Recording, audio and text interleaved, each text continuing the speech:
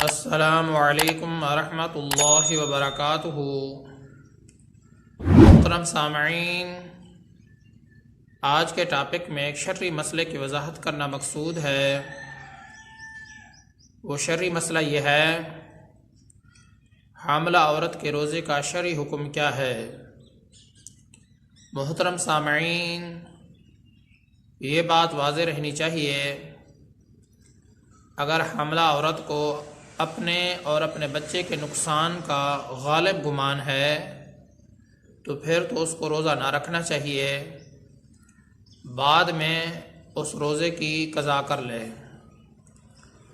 लेकिन अगर उसको अपने और अपने बच्चे के नुकसान का गालिब गुमान नहीं है फिर उसको रोज़ा रखना लाजिम है।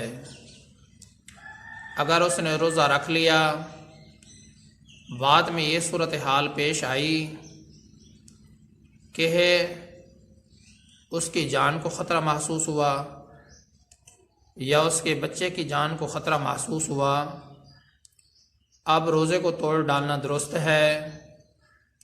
इस रोज़े की बाद में कज़ा कर ले, कफ़ारा लाजिम नहीं है।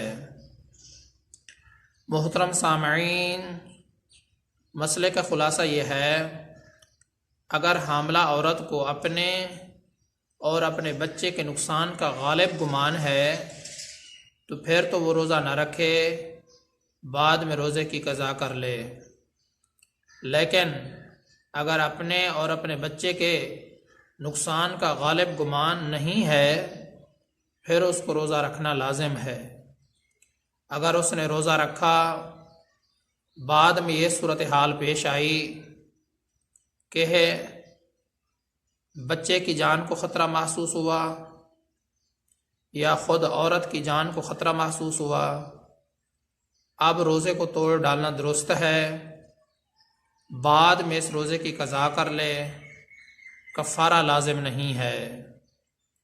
अल्लाह तबारक व तआला से दुआ है कि अल्लाह ताला मुझे भी और तमाम मुसलमानों को सही माने में हिदायत अता फ़रमाए।